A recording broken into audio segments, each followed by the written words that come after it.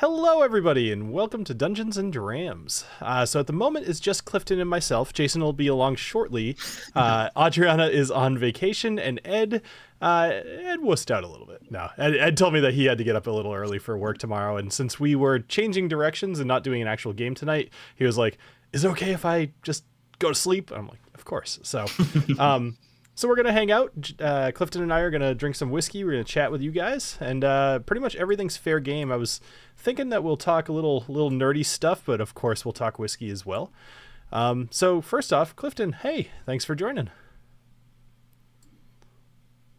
Hello. Hey, yeah, thanks for having me. I was trying to think through of like what I wanted to drink. So I grabbed a bunch of just random samples that I've been given over the, let's be honest, years that I haven't made my way through.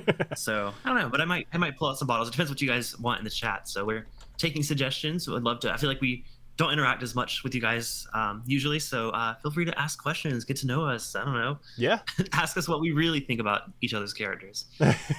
Well, actually, it's funny. I had some thoughts that, depending on how tonight goes, maybe we can talk about your character a little bit and where you'd like to see it go. And that way we can, maybe make that happen. But I need some drinks before that. Yeah, right. Well, you did already have your special episode. So as far as drinking, first off, what's everybody in the chat drinking? And second, what do you want to see us drink?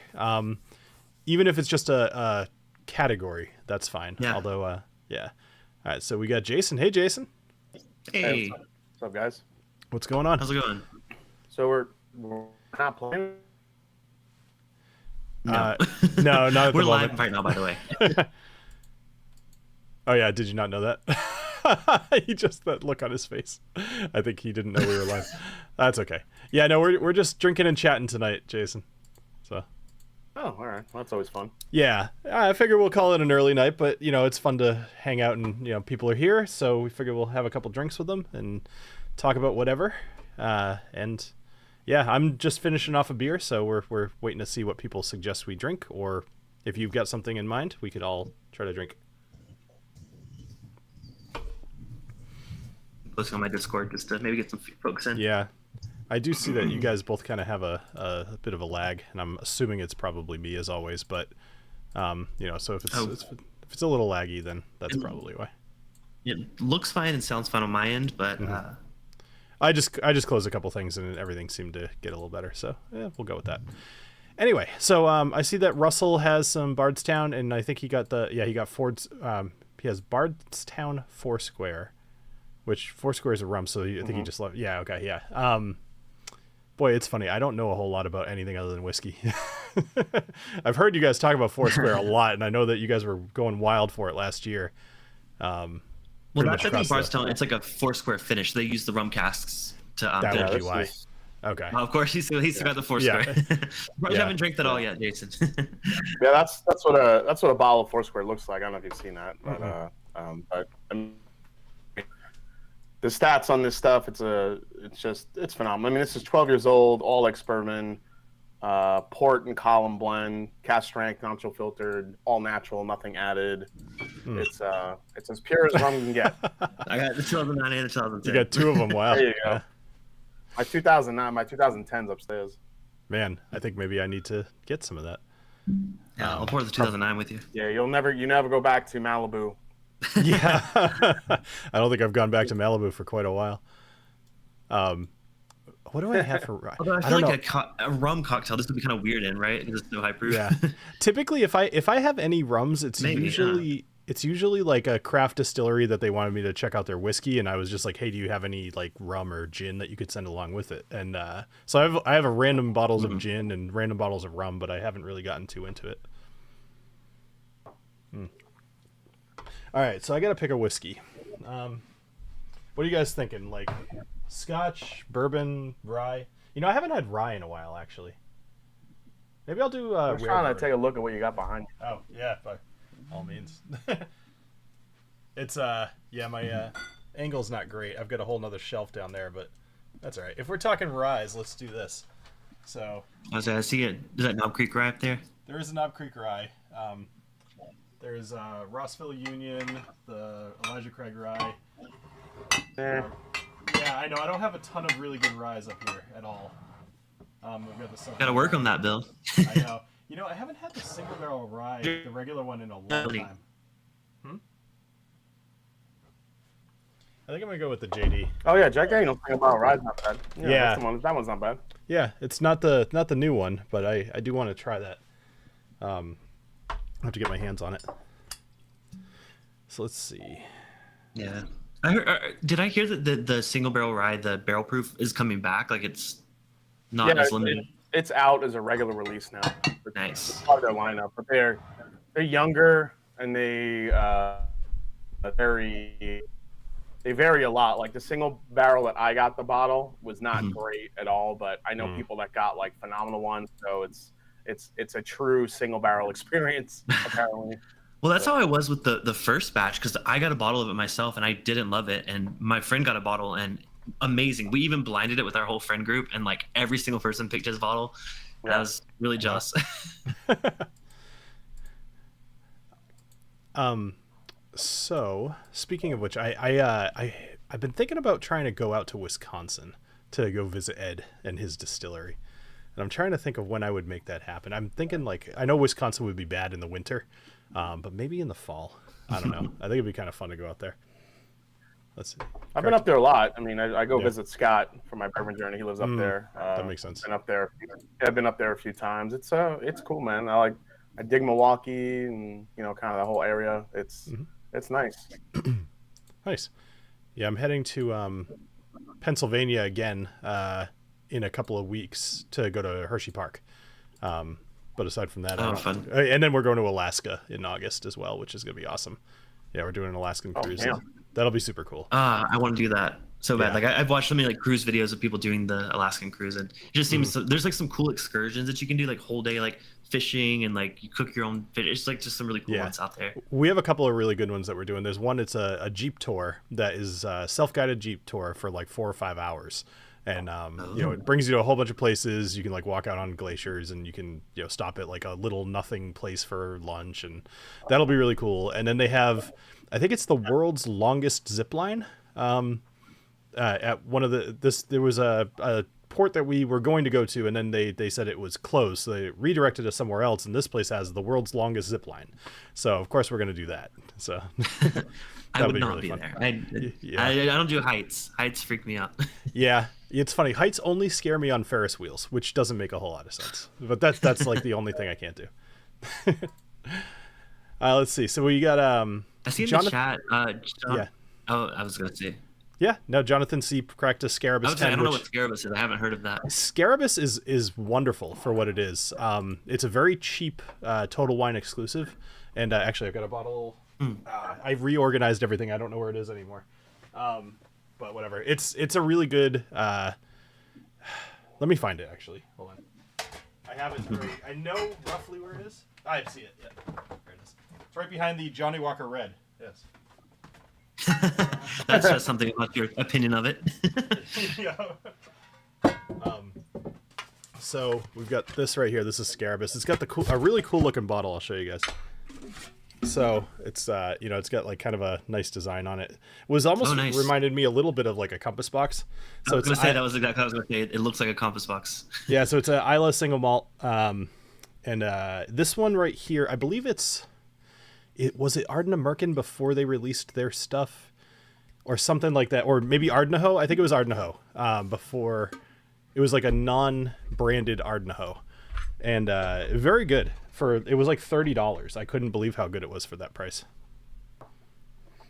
Yeah, I've heard hit or miss about some of the Total Wine, like the scotches particularly. Mm-hmm. But yeah, I'll have to give that a try. Yeah. So is the lag still bad on my end? No, the lag is actually totally gone. I think you guys are good at this point. Well, I'm sure it was my fault. Oh, it's funny you said something and it came back, but it's fine. It's in and out. It'll be fine. Sorry. No, it's not you guys. I'm pretty sure it's me. My wife has friends over and they're streaming something upstairs, so it's like is there anything coming out soon that you guys are looking forward to? I don't, other than following like a couple of newsletters that I have, it's hard to find out when brands are releasing new stuff for me. Yeah, but I as much. I'm sure Jason has way more intel than I do. Yeah. Yeah, I mean, it's almost really hard to keep up with stuff that's not coming out because it's constant. It's Yeah. constant.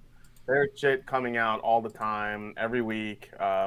Obviously, we're in a little bit of a slower lag right now because we're in the middle of it's kind of summertime, and there's not generally a lot of releases that come out around now. But we kind of went through the whole spring release time, and now we're in a little lag. That's when like everything comes out. So we'll have to see. But as far as the one I'm waiting for is the Wild Turkey.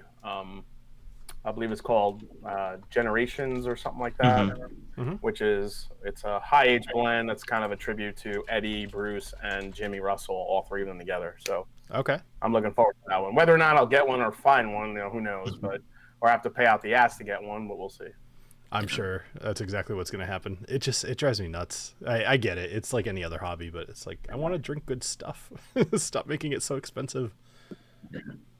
Well, prices have gone up exponentially. I mean, across the board. I mean, there's no way around it. That was going to happen because whiskey got so popular. Yeah. There's there's just no way around it. They know what they have, and they're going to charge a little bit more of a premium for it. We're honestly the ones to blame. So I know. That's a very good point. Yeah. So it just, I do think I talked about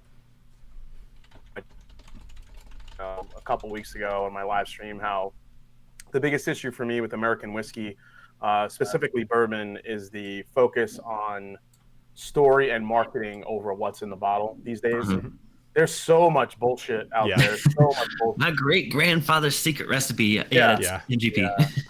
There is so much crap. Anything that they can do to spin a story to make it sound unique in order to sell bottles, it's unbelievable. And I get it in some regards. Listen, you have a new brand bottles. I get it. But, don't tell me that your 4-year-old sourced MGP for $80 has some great historic roots to it. Those bullshit. Yeah, and the thing is, worst. If they did something unique to it, like I always like ingenuity. So, like, let's say they do, they are sourcing, but they have a unique finish or they have some unique process that they're doing. Like, that's super cool. Like, highlight that. Don't just bottle, whatever you're sourcing and make up some story, like you said. Yeah. Well, that's the thing. Just even them talking about the process now is complete and utter bullshit. Like, what's the one coming out? Forbidden from Marianne Eads. She is touting, or that brand is touting, that it's a process that's never been done before. It's the corn that they use is like chef grade and all this bullshit, and it's actually the way they are distilling it, the way they for years. So it's kind of like, I feel like they're preying on the uneducated and like the new whiskey drinker who just wants a pretty bottle, and that's what drives me nuts about bourbon these days. Yeah, so, I can't imagine the price on that. How much is it? It's 200 and it's like $200 $250 for that. Yeah. It's like a 90-something proof bourbon. It's not that old, I don't think. But there's, if you guys just read Forbidden Bourbon, just read it online and just read the marketing bullshit on it, it'll blow your mind. I'll have to check that site out. I bought one. I pre-ordered one because I can't wait to shit on it on the video. However, if it comes here and I drink it and I like it, then I'm foiled. So right. Hey, at least then you spent money on a good bottle. I don't know which one's worse, but more fun to. Yeah. Well, then there's liking something and thinking something's worth the price, right? Like if it's a moderately okay bourbon for $30, great, but for that much, it's like you better do something special. Like I'm actually kind of that's the thing, like special now mediocrity. It's a story. I'm exactly in that situation right now with Redbreast 21. So I bought it the other day. I opened it, I drank it, and I was like, eh. And then I gave it about a week, and I drank it again, and it's a little less eh. But I'm thinking to myself, I'm like, if I spent it was $200. I'm like, if I was just a guy, spent $200 on this, I'd be super disappointed. And I've talked to Donald Rance actually just today. I was like, what am I missing here? Because he knows more about Irish whiskey than I do for sure, and he's he's basically like, well, the older bottles were where everybody started loving this, and now they just have a tainted view of it. But it's definitely gone downhill, like most whiskeys. He said that basically he thinks it used to be like older stuff in the bottles, which makes sense. Most places. Well, I mean, the older stuff's not great. I mean, my personal opinion is I had the 27 year, and it was in a blind. So someone blinded me with it. I did not like it at all. I even revisited it knowing what it was, and I'm like, something with Irish whiskey when it gets really old, it takes on a note that I just don't like. It's like a bit of like a sour. Someone said like asparagus in my group, but like it has something like very vegetal note to it, and I just can't get behind that. Yeah, I actually get that vegetal note in the Redbreast 15. It's like this. It's like this stewed greens note. It's very weird. The older it gets, the more that comes out. I mean, you also can get Redbreast likes to use a lot of sherry and port and mainly sherry, but sometimes you get like a sulfur note in it too, which I mean nobody likes. Oh, some people's palate. Some people like it. Some people dig it. So I'm gonna drink ass. Well, so with the 21, is that the 15 year? Yeah, I just pulled it out. Yeah. Oh, look how funny that the box is green. Yeah, I know. Yeah. That is actually a good point. Yeah. Well, like when you guys talk about whiskeys that aren't bourbons, I actually can pull them off my shelf too. So. No, we need to drink some bourbon here. I'm the bourbon guy. I mean, I will say I just cracked this open tonight. I'm giving myself a little bit of a blind tasting, but is it a Booker? Yeah. This is the new Bookers. Nice. I was a huge fan of the first batch this year, Charlie's batch. This one sucks. They're so hit or miss these days. I used to love every single Booker's. Same. And they've just been so like off profile. I'm not going to say it sucks. I'm not going to say it sucks. But it's a very unexceptional Bookers. Not that they're ever exceptional, but it's a very meh Booker. I mean, it's okay. I'd rather drink Knob Creek 9-year than this one. Yeah, that's pretty bad. Okay, that's pretty. Like double the price, or is it still about $80, or is it higher than that now? Yeah, it's about 85, 90 in most places. Okay. Yeah. Man, it's that's it's hit 100 here in Southern California. I was loving Bookers at 60 to 65. That's what I used to buy it for every 6 times a year, depending on which year. That's the thing with Bookers. Like you find that one release, so they pull you back in, and then you start buying them again, and then oh my god, this sucks, and then we're buying another one, and then you hear about another good one, and then you want to get that one. It's never it's a vicious cycle. Yeah.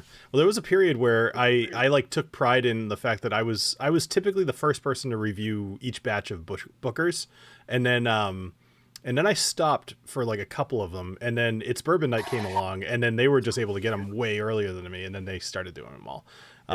But I also don't regret it because I haven't gone back to Bookers since, and every time I hear you guys talk about it, it's like maybe 1 out of 4 every year is decent. Well, last year was a good year for Bookers. I felt like it was on a little bit of a comeback because now we're seeing like 7-year age statements on the label rather than 6 years, which I mean it's not a huge deal, but when you're spending $90, I mean every little year helps.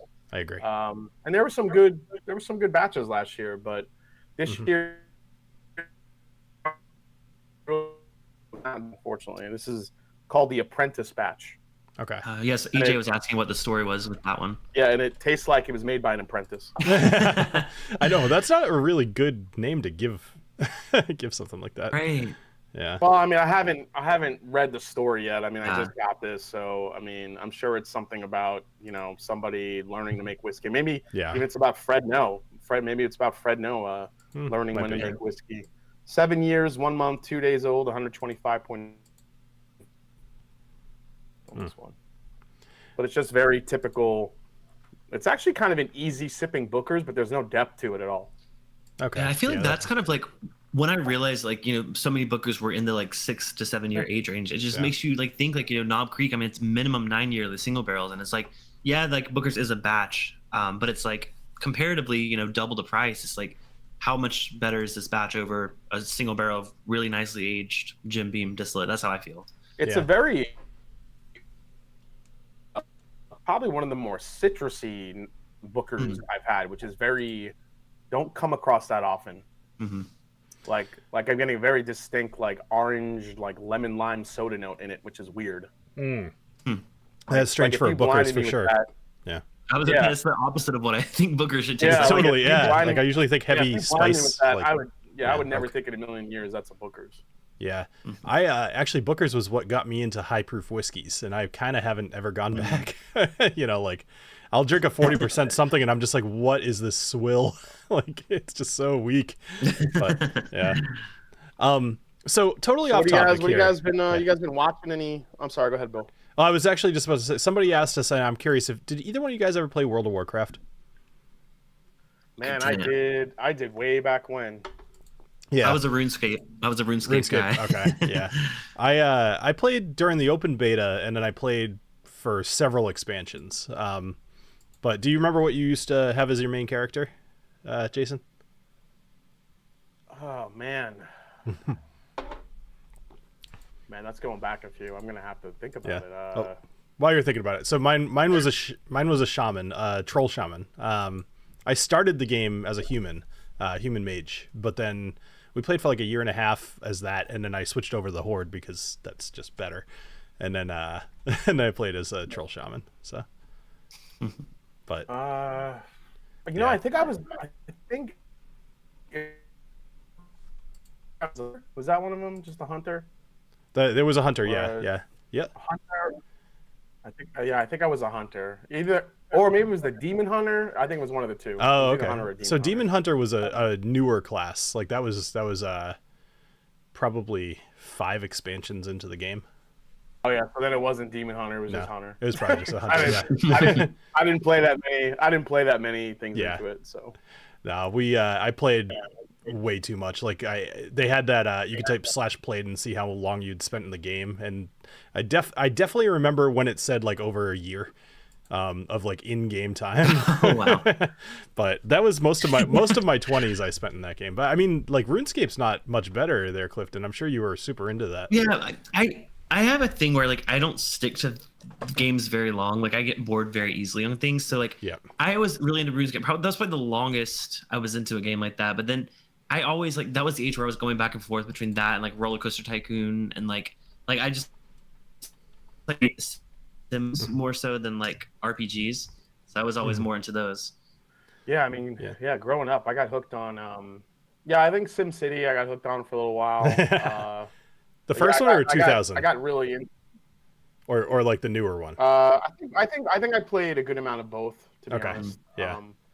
But I got really, the games I got really hooked on and I couldn't stop playing were like, I got really hooked on like, I mean, when you talk about like, what was the first one? Like obviously the old like Assassin's Creed games I got really hooked on. I had a feeling you were going to bring that up. Yeah. I mean, Alessio Morte. Yeah, I mean those like any of those, and also the like I loved actually the Tom Clancy games too. I think those were a lot of fun. Me too. Oh, I played so much Rainbow Six. Yeah, I love those games. All just like sneaking around and trying to just be sneaky and kill people. It was kind of. See, I'm the worst. I'm the running and gunning kind of person. So like I don't like the games that make you like force you to sneak around. What they did that bothered me in those games is they made those games a lot. I mean, I know they're supposed to make it a lot harder to sneak around, but it got like ridiculous where it felt like the guys had like X-ray vision and could see you like through a wall. It got a little crazy. Yeah. Well, they had the heartbeat monitor, so they totally could. Yeah. But yeah. So going back just a tad, so Arcturus Thanatos, I guess, he asked if anybody played a dwarf. I had my hunter on Alliance was a dwarf as well. I don't even remember what his name was, but I do know he had a huge red beard, and that was awesome. I can't grow a big beard, so I think I had a little beard envy. Can't grow hair apparently, just in general. Yeah, I played you're like a seal. You're smooth as a seal. I'm like a seal. Yes, I played a ton of Ultima Online actually back in college. So me and some guys we played on a shard and we would play all the time. But yeah, let's see. They're talking about Irish whiskey, Destiny, and Destiny 2. Yeah, I could see that. I never really got into that though. Yeah. I got caught on I definitely got caught on Minecraft a little bit. I was playing that for a while. Yeah, me too. I love doing all the building and playing that. That was a lot of fun. Yep. It's funny you say that. Like when we're done here, I'm literally gonna go play Minecraft. My 9-year-old daughter's super into it now, so I got back into it, and now I'm like, I just want to play it. It's a great game. I go through phases with it too. Yeah, I was really into it, and then I got out of it, and they had like multiplayer, like co-op. So I would always that would be like the couch co-op game where we would do things like that. But I haven't played in so long, but now I'm like craving some Minecraft. Yeah, man. We should, Clifton. We should play some Minecraft on Bourbon Bites. I built, man. I remember I never finished it. So one of my nerd, things that I love is you see Voltron right there. Yep. So I literally wanted to build like Planet Aris in Minecraft. So wow. Yeah, I built. I built like the Castle of Lions. Ooh, Kilhoman, that's awesome shit. Sorry, I wasn't trying to interrupt. Just showing the audience. Yeah. No, and then I went to like I went in the forest, like where the green line would be, and I literally built like a giant like Voltron green line. It came out. Oh, that's awesome. I'm so proud of it. But it took so much time. I'm like, I don't think I want to build the other 3 lines. I'm trying to have the 4 lines. It's going to take forever. Yeah, I've seen some of the crazy like building the Titanic in Minecraft, and it's just so detailed. Some people are so great at those like custom maps. Yeah. My it's perfect because I played it a ton. So when my wife was pregnant with our first daughter, and we had just moved in together, I think I used to play it on the Xbox 360 a lot, and I remember specifically my wife would like fall asleep on the couch while I'd be playing because she thought the music was very relaxing. And which it is. It's like it's such an awesome soundtrack, and so I played it a ton back then. And then my daughter was born. Then the other daughter was born. I stopped. And now that my daughter's 9, I got back into it, and I like know how to build pretty cool stuff. So I'm just like, oh yeah, like why? I'll build the whole house. You just go gather some sticks, and then she'll come back and there's like a mansion, and she's just like, holy, it's I'm easily able to impress her, and with the lazy skills I've developed. Look at the thing I built. I'm such a man, but like it's just Minecraft. Right. Let's see. So Artie says, anyone here have any Pathfinder experience? I'm trying to figure out if my character is spec'd correctly. I'm relatively new, but it feels like in BAS. Only a little bit, Artie. So Pathfinder is kind of like a D&D equivalent, spun off of it. It's a way to, it's a spin-off. It's probably the best way to put it. I love the Middle Earth Minecraft worlds. I mean, I could take a look at it, Artie, but really probably not. You're better off in like a Discord for Pathfinder. Conceptually, though, I've got a pretty good idea. Oh man, I haven't had the Kilhoman Macro Bay in a while. That's really good. I remember actually not loving it the first time I opened it. I'm feeling like maybe it just took some time because it's really good actually now. Yeah, it's still very light though. I think Kilhoman. Yeah, Kilhoman definitely needs some time, especially being it's pretty malt forward. But it's that thing turns really nice after a little while. So yeah. As this one, I think even scotches more than bourbons, just get better over time for the most part. Yeah, I would agree. The Macro Bay specifically is more like I had to double check just in case, but it's like 75% ex-bourbon barrels and then like 25% sherry, and it's interesting. It doesn't have a whole lot of depth of flavor. It's mostly light, easy, and then smoke. So yeah, but there's very little bourbon barrel influence, which is funny because they spend so much time in there, but that must be more just what's smoothing it out. So at least that's what I would assume. Here's a newbie question is like, I've always struggled to really find what barrel influence does to a scotch. I've always looked, because when I was first getting a scotch, everyone was like, oh, try this one that's exclusively bourbon barrels. I never really found what I was supposed to be looking for. That's why I've gravitated towards more sherry forward ones and more peated things. So I gravitate away from bourbon, like the simple ones like that. What am I supposed to be looking for? So I would say you're not wrong in doing that. At least in my opinion, like bourbon barrels are more of a necessity than they are necessarily an accentuator for scotch. So sherry is, in my opinion, where scotch shines. I love smoky whiskeys too. So, I mean, I'm not going to complain about anything from Isla, but a bourbon barrel, from what I've found, is a good way to take a scotch into a much smoother realm. If you're not planning on doing anything fancy with it, rum, sherry, whatever else, a long time in a bourbon barrel will smooth out a lot of the malty flavors, as well as remove the burn that you're getting from the alcohol. So the short answer is not a whole lot. It's rare that you're getting a ton of like oak on the taste. It's more that it smooths it out. At least that's been my experience. I don't know if you have anything to add, Jason, but yeah, I mean, well, what are you looking to kind of try, Cliff? Like, was there like a certain thing you were looking to get into, or? Well, just a lot of, I guess, Highland for the most part. A lot of really malt forward scotches I just don't like. I think the one I always say that. What is the one that does the tail of cake? Glenmorangie. Glenmorangie. Yep. Yeah. I have not had a single one of their bottlings that I like, because to me, it is so grain forward and it has like a cereal kind of note that I just cannot stand, and that's why I thought I didn't like Scotch at first, because I was always getting that note. But then I realized, oh, there's other Scotches. so I'll tell you right now, like brands like Glenmorangie, what's the other one that's kind of Glenlivet, even some Macallan. Yeah. Even some Macallans, some Glenfiddichs. Those are, I never thought that those were ever distilled for the whiskey geek. Those are really made for them. So generally, when they don't have a super high age statement, they're going to be, for whatever reason, even the ones with a 15-year age statement on it come off a little bit youthful. But I totally agree with Bill. I think a bourbon cask tries to enhance some of the lighter, sweeter flavors that are more approachable that people like. So I always kind of tend to don't even look at that part of the shelf unless it's like a cask strength variant, which every now and then they come out with, but it's pretty few and far between. Yeah, that's why kind of going to Glenallachie, Bunnahabhain, and some of those other ones where those will give you the stats that a bourbon drinker likes, where it's non-chill filtered, a little bit of a higher proof. It's not as grain forward.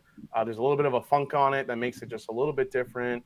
And I think that's really mainly where I think a bourbon drinker coming into Scotch is a lot different than a novice just going into Scotch, because they could probably approach a Glenlivet, a Glen, something like, I could drink this. This is really nice and easy and sweet, and that malty cereal quality to it, even though it might be a little bit grain forward, it's still kind of sweet. Like to you, it's pretty grain forward because you're used to drinking probably higher proof and more robust stuff.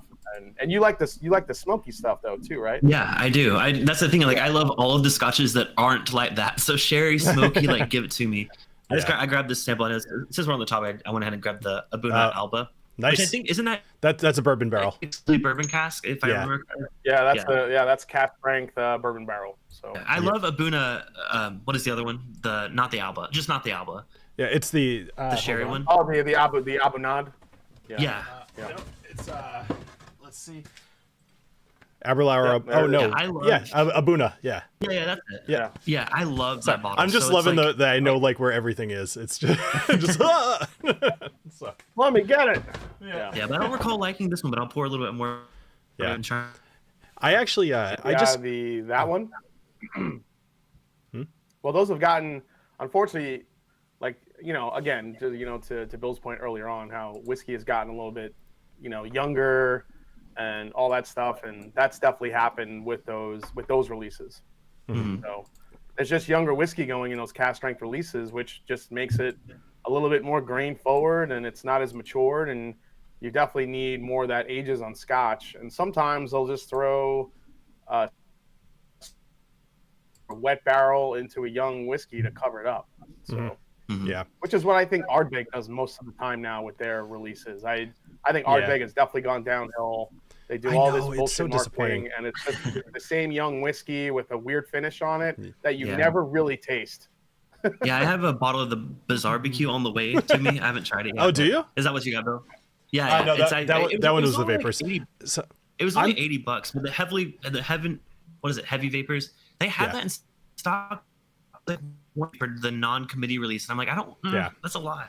I would not bother. Don't bother with the vapors. I'm very jealous of the Bizarre BQ because they don't ship to Massachusetts. I run into that problem a lot when I'm trying to ship things from overseas. Is nobody will ship to Massachusetts. And I do have my parents, actually, I should say, have an address up in New Hampshire that I could potentially ship things up there, but they don't always live there. So like, they're not always there. Gotcha. So it's a hit or miss. Like if I could try to have it shipped for when I know I'll be up there, but I might miss it. Actually, I'll here's be a happy good to get you a sample once it comes in. Ooh, I will probably take you up on that. I'll send you over something as well, then we'll trade. So I have a question for you guys. I had the same problem last year, and I might have even brought it up to you as well, but I've been asking everybody. So my parents last year for charity, they had me host a whiskey tasting event, and it went really well. And this year it's double the size. So I believe we have almost 30 people who have, they're donating. I want to say it's like $50 a piece just to charity to be part of this. So my parents, they gave me pretty much an open checkbook to go buy whatever whiskeys I want, except now I have to buy 2 bottles of everything because there's so many people, or 3 bottles actually even, potentially. So I'm trying to think one thing that I'm going to do for sure is the chicken cock, which I realize is a weird choice, but the only reason I'm doing it is somebody actually had some extra bottles of it and they just donated it to the cause. So they're like, oh, just, throw this one in there. So I'll probably do that one, the bourbon specifically, not the rye. So I don't know what else I want to do. Now, let me tell you what I did last year. So last year I did the Glenmorangie Nectar d'Or. I did the Starward Nova. I did the Old Forester 1920. I did, I'm trying to think of it, Ardbeg 10, because that was funny. I did Redbreast 12 and one more that I'm spacing on, or more just don't want to take the time to think about. So you did it. That's a lot. I tried to do a spread of like everything. Because that was what introduced me to whiskey, was trying one of a whole bunch of different stuff. I'm trying to think of like what are you guys thinking would be fun to include? These are mostly older people who don't know a whole lot about whiskey other than that they've probably tried a couple of things. Like their highlight of their life is like Macallan 18 or something. I would say maybe not some of the cast, because my first thought was Booker's. Yeah. It's always a fun bottle. You can tell the story of Jim Beam. It's higher proof, but that might be too high proof. Maybe, or I could save it for last. Yeah, I mean, when I do my tastings, it's very history based. So I'll take some historical distillers like Maker's Mark, like Buffalo Trace, and then I'll throw some new ones in there, like newer distilleries that are making stuff that's only been open a few years that are making really good stuff too. And people seem to like the contrast and old versus new and stuff like that. That's generally what I do in the beginning, but I could see where you're going is like giving a plethora. Yeah. But yeah, I mean, I like the idea of doing a, if I'm, Scotch tasting, I would pick the big 4, do a Speyside, do a Highland, do an Islay, and then do a Campbelltown. Yeah. And like take them through a walk through Scotland. Like this is how different Scotch, because not a lot of people know how different Scotches can be. They just think everything tastes like smoke. That's actually an interesting idea, trying to do only one, like, only Scotch. I might consider that. Throw like a Talisker, or an Oban in there to like do something coastal. Something coastal is really cool. I mean, you could kind of take them. I mean, throw Kilhoman in there. This is a younger brand that's doing like grain to glass and or something. I don't know. You could do a lot with that. Just kind of take them a trip, and you could just name it like a trip through Scotland. Yeah, that's an interesting idea, especially. Yeah. I did a stream actually. My friend Aaron is like a huge, he's the one that's got me into a lot of different Scotches, and it's probably last year, but it was the exact same thing. It was literally called, the stream I think it was called like, was a journey through Scotland. It was like an Oregon Trail kind of themed thing. But yeah, so I tried different examples of like really popular whiskeys from each of them, and it was really fun. So yeah, maybe watch my replay, get some inspiration there. Maybe I will. Some people are suggesting Octomore, which I love that concept, except I'd so blow my budget. Yeah. That's interesting. I could. Then again, you don't want to piss off the bourbon. Well, so, and that's kind of it too. I mean, you guys know if they've paid for it. Yeah. Well, we haven't told them what it is, and I'm fairly certain that whatever I put out there, like I'll be able to, I can talk it up. Like they'll have a great time and they'll be happy about it. They were loving it last year. Actually, like a bunch of people. So how many whiskeys did you do last year total? I want to say I either did roundabout? 5 or 6. I think I did 6. I'm actually looking to see if I still have the spreadsheet on my desktop here because I'm like a hoarder. So I try so hard to delete stuff off my desktop, but I'm not great at it. I have a text file called Helixia. Says Catherine. Oh, never. Says 2 ways in: sneaky, crest a hill and get a look, or aggressive, head to the front gates and have to talk to the guards. You guys picked both, so. But yeah, I'll end up reading something I'm not supposed to tell you guys, I think. Oh, I have a file here for Tinbrind references. Episode 12, Tin Turkle. Episode 14, Twerkbrind. Episode 14, Twerkbrind again. Anyway, I was starting to put them all together thinking it would make a funny short. I'd have to go look, but I think I had 6. I want to say I had 6.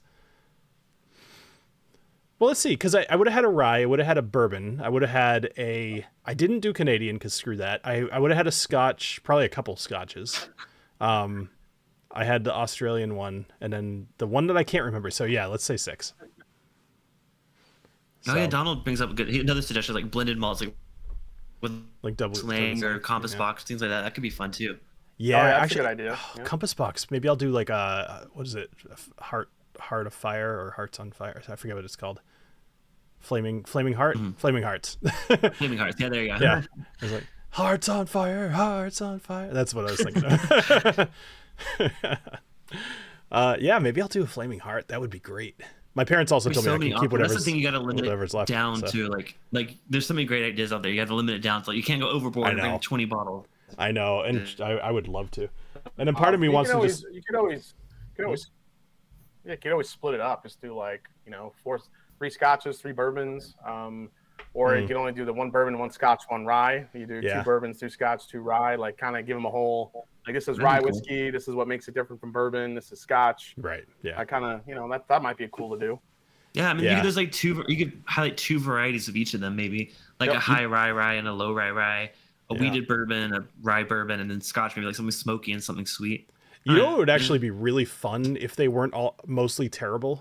So like Woodford Reserve bourbon and rye in my mind are pretty good.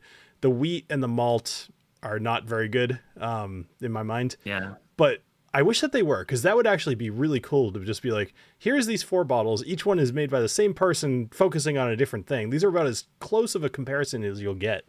Of course, they're all also only 51%, so they're just barely that. I was going to say, Jim Beam had a line of different ones. I forget what they were called, but they did like a red wheat. They did a bunch of different grain experiments. But that was a few years back, so it's probably not easily to get these days. Yeah. I'll have to find something good. I don't know. I'm struggling with this because it's analysis paralysis. There's too many things to pick. It's it's like which purpose should I bring? And then you look behind you, you have like hundreds of options. I know. I'm just like I'm fading away into this. And actually, part of me, so Courage and Conviction recently won some huge award at the San Francisco Spirits thing. I'd have to look it up. It was like best in show kind of thing. And Courage and Conviction doesn't get enough attention as far as I'm concerned. Like it gets some, but I feel like it's not on people's forefront of their mind, and it's super good, at least in my mind. American single malts, I know, like Jason, you've been focusing on those a little bit lately too, but I totally agree with your thought of like they're worth paying attention to, and maybe I'll have to put one of those in. Yeah. And honestly, it's just going to be one of those things where, I mean, we're already seeing some big name distillers getting into it. Going to see more and more, so it's I'm waiting to see that the Jim Beam one. I don't know if it's new or it's just not hitting my area, but it just popped up in my store. It hasn't arrived yet, but it's a Jim Beam. It's going to be released. It's releasing to the masses this month in June. Okay. So I would start looking for it, sooner than later. But I mean it's. I mean, I reviewed it. It's whatever. It's gross. But that's how I felt about the Yellowstone. I didn't love the Yellowstone single malt that just came out. I reviewed it as well, and it's just like. I wanted so much more. Have you guys tried? I think it's just a matter of it just needs more time. That's really it.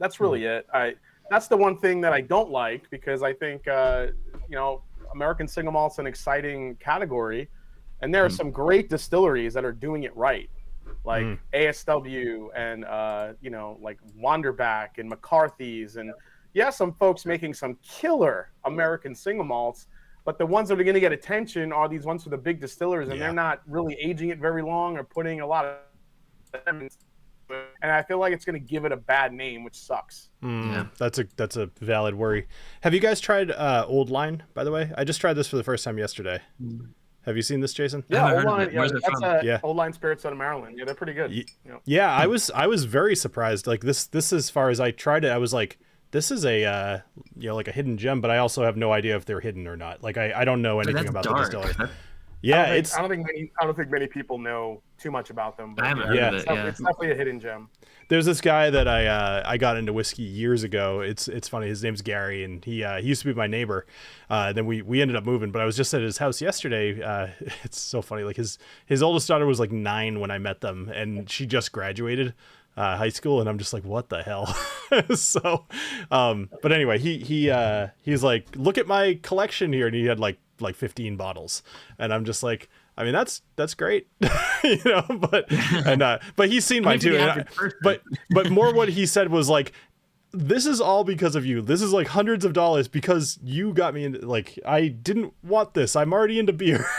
So, but then he's like, have you tried the Old Line? Because it's super good. And I'm like, now he's offering me things I haven't had. This is like come full circle. I love this. That's awesome. So, yeah. So I need more disciples out there so I can drink more whiskeys.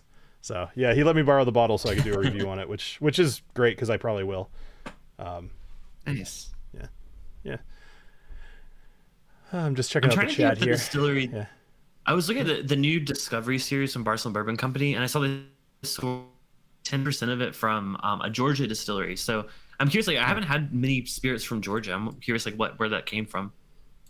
Oh man, I got to remember the name of it. Is Clyde May? No, that's Alabama. Yeah. No, a lot of people like to say it's 13th Colony. It's not 13th Colony. It's a Georgia distillery that's actually not in production anymore. Oh, okay. It's gonna kill me, the name of it. It'll come to me. I'll come to me. Yeah. While you're thinking of that, so earlier you guys talked about Glenellicky, actually no, that's not the one I was thinking of. Yeah, it is. Yeah, Glenellicky. Yeah, it's like it's mostly sherried Scotch. I finally had. It's just one of those that somehow I just had never tried. And I tried. I was at a liquor store the other day, and a guy that knows me from there, he was like, hey, you want to try, we've got a couple of special bottles and whatever. And I was like, you know what, honestly, I've never tried any of them. So he just was like, come over here, and I had the 12, the 15, and the 18, and then a couple of special releases just for walking in the store. And I was just like, hell yeah. So, but I liked it a lot. The 12, I couldn't believe. It's Georgia Distilling Company. I'm sorry, Bill. I wanted to get it out before. No, it's all right. I forgot it. Yeah. It's funny Georgia Distilling Company. Yep. What is that distilling company out of Georgia? I thought it was like some weird name. It's just seriously the Georgia Distilling Company. Yeah, it's like, why would you? Yeah. Go ahead. Sorry. I was just gonna say, I was thinking, I was like, I know I've done Glenellicky on the channel. I found 2 years ago where I tried like 6 different ones. I don't know how I think I had sample bottles of them, but I've only had it that once. I was like, I know I had it, but it's been 2 years. Mm-hmm. Sorry, I'm just checking out the chat here. Yeah, we're good. Well, I don't know about you guys. I'm kind of feeling tired. I don't know. I know I'm kind of cutting it off midway, but we may as well take advantage of the early night not playing the game. Is there anything that you guys want to promote though, just since we're here? I'll promote. I have a really special event live stream coming on. I'm doing a double live stream Wednesday. That's right. The first one will be at 5:30 p.m. live in studio. I'm gonna have Dr. Pat Heist from Wilderness Trail, like in the whiskey room here, which is nice. Which is pretty damn exciting. So he's in town. And Campari reached out to me to say, hey, do you want to have him on the show? So he's coming. So I don't even know what I gotta like prepare questions. Yeah. So to have Dr. Pat in the whiskey room answering questions and just having a good time, it's gonna be pretty awesome. So, and then I'm gonna go live in my regular live stream at 9:00 on Wednesday as well to do my last couple blind tasting matchups before the finals of Matt Madness. Nice. Nice. Yeah. Awesome. I think the only thing I have like on the books is the folks from Doc Swinson's reached out. They have a bunch of new experimental casks. And I've had their master blender, Jesse Parker, on the channel a couple times, and it's always a really good time. It's excited to have him back and trying some new different casks they're working on. I know I've heard they had some. They didn't tell me exactly what they're working on, but I've had some little like tidbits of information, so I'm really excited to see what they're up to. So I really wish that's one of those brands where it doesn't come out by me, and I just never have a chance to really try their stuff. I know they have some real good stuff, bottle to bottle. So. Yeah, they do some really cool experiments, and I'm fortunate. Like I'm rarely fortunate in the world of like bourbon, but with them they are West Coast based, so I get a pretty good. But they're always great partners to come on the channel. So we haven't set a date for it, but it's going to be a Thursday night here soon. So that's cool. Check it out. Nice, awesome. There's a couple things I want to bring up. One has nothing to do with me, but I saw today Found North has expanded their states that they distribute in. So I know I've been like a huge proponent for them for years. So, check their website. You might, I think they doubled or maybe even tripled the amount of states that they can distribute to. So worth checking out. As far as my channel goes, so Emily reminded us. Oh, go ahead. No, go for it. I thought you were I was going to say, Emily reminded us about the All-Timer fundraiser that Whiskey Mountains is doing. It's on July 23rd, so I'll try to be participating in that as well. So absolutely, yeah, it should be fun. But sorry, Bill. No, cool. I actually got reached out to by Flaviar. I've never actually said it out loud. And Flaviar, I'll go with. And they're going to be doing their usual advent calendar this year, and they wanted me to record 24 reviews of their whiskey for, it's kind of like not to put on their channel, but like to have as part of the distributed package with their stuff. So they're gonna have me and probably a few other people doing reviews of each one of their whiskeys, so you can kind of do that along with them. So that's a really cool thing. I'm excited about that. That website I've freaking awesome. Yeah, I've worked with them before, and they're really good people over there, so pretty excited about it. Yeah. But anyway, so we will be back for D&D next week, but then we're actually going to have a couple of weeks off as well. So I think next week will be a pretty big one. Better be a good one, Bill. It's going to build out. It better be. Better leave on a cliffhanger. I appreciate that, Clifton. That's actually just for anybody watching. That's part of the reason that we didn't do it tonight. Is I just straight up couldn't prepare enough to make it as awesome as I want it to be. So I had a pretty crappy week at work last week, so I didn't get nearly the amount of time I had hoped to. But next week will be awesome. I have plenty of time, and I'm about 75% of the way there, so I have no worries about next week. But I hope you all join us again next week, and we'll see you there. All right. Cheers, everybody. Cheers, guys. Cheers. My empty glass. See ya.